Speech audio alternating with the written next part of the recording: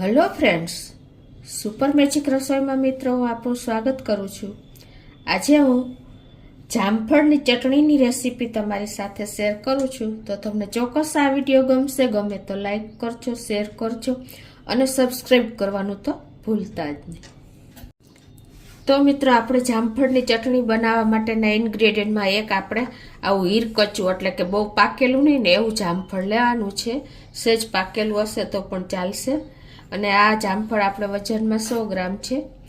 અને સામે મેં 1 ઇંચ આદુનો ટુકડો લીધો છે, 1 ગાંઠિયો લસણનો લીધો છે અને 1 લીંબુનો રસ લેશું, 3 તીખી મરચી છે, આખું જીરું 1 ટીસ્પૂન જેવું છે, એક ટેસ્ટ એકોર્ડિંગ મીઠું લેશું અને અડધો કપ જેવી આપણે ધાણા ભાજી લેશું. તો હવે બનાવવાનું ચાલુ કરીએ. તો મિત્રો, પહેલાં તો આપણે છે ને આ જામફળને શેકી લેવાનું છે. તો આ રીતે આપણે ગેસ ઓન કરીને આ રીતે આપણે ઉપરથી આ જો ફોક લગાવી દેવાનું અને આ રીતે આપણે એને શેકતા જાશું. અને સાઈડમાં આપણે આ આખા લસણનો ગાંઠિયો લીધો છે એ પણ આ રીતે શેકી લેવાનો છે. અને 1 ઇંચ આદુનો આપણે ટુકડો લીધો છે એ પણ શેકી લેશું. આ રીતે મીડિયમ ફ્લેમ ઉપર આપણે શેકતું જવાનું છે. અંદર સુધી આપણે નથી શેકવાનું, પણ ઉપરની છાલ એકદમ સરસ શેકાઈ જાય ને એ રીતે આપણે ત્રણેય વસ્તુ શેકી લેવાની છે. આ રીતે આપણે મીડિયમ ફ્લેમ ઉપર શેકી લેવાનું. છાલ ઉતરી જાય ને ત્યાં સુધી જ શેકવાનું છે.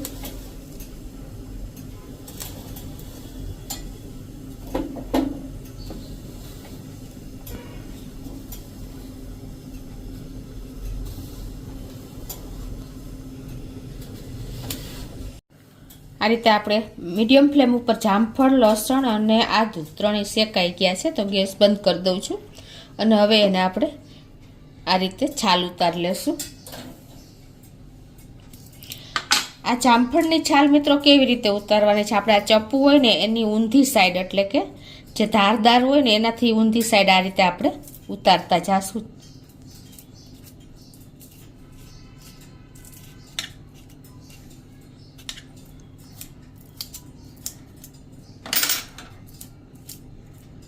ઇઝીલી છાલ નીકળી જશે.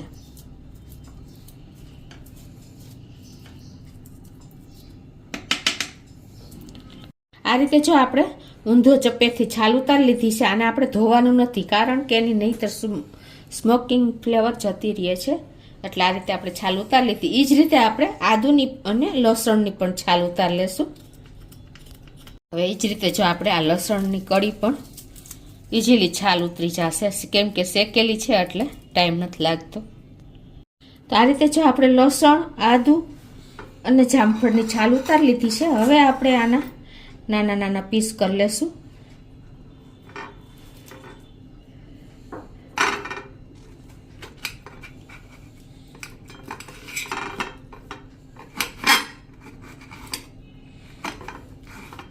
આ રીતે જો આપણે જામફળના પીસ કરી લીધા છે એ જ રીતે આપણે આદુના પણ નાના નાના પીસ કરી લેશું. અને લસણ આખો ગાંઠિયો નથી લેવાનો, 10 થી 12 કળી આપણે લીધી છે. હવે આ ત્રણેય વસ્તુને આપણે ચટણી બનાવવાની છે, એટલે એક મિક્સર જારમાં નાખી દેશું.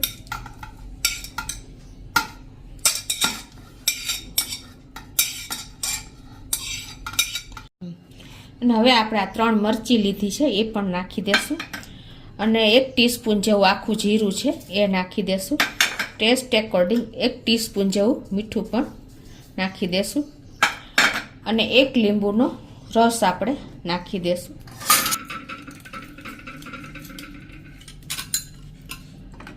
અને અડધો કપ મેં ધાણા ભાજી લીધી છે. આપણે ધાણા ભાજીથી ટેસ્ટ અને કલર બંને સરસ આવશે, તો એ પણ આપણે નાખી દેશું. પાણી બિલકુલ નથી નાખવાનું આપણે. અને હવે આને મિક્સર જારમાં આપણે પીસી લેશું. તો આ રીતે જો આપણે પીસી લીધી છે જામફળની ચટણી. અને હવે એને આપણે એક બોલમાં લઈ લેશું. આ ચટણી મિત્રો આપણે ડાયાબિટીસના પેશન્ટ અને થાઇરોઇડ માટે બહુ ઉપયોગી થાય છે, કેમ કે જામફળનું તત્વ જ એવું છે કે બંને પેશન્ટ માટે બેસ્ટ છે. આ ચટણી તમે ફ્રીજમાં 4 થી 5 દિવસ સુધી રાખી શકો છો. જો એનો કલર, એનો લુક અને ટેસ્ટમાં બેસ્ટ મિત્રો એવી આપણી જામફળની ચટણી તૈયાર છે. તો તમને ચોક્કસ આ વિડીયો ઉપયોગી થશે. ગમે તો લાઈક કરજો, શેર કરજો અને સબસ્ક્રાઈબ કરવાનું તો ભૂલતા જ નહીં.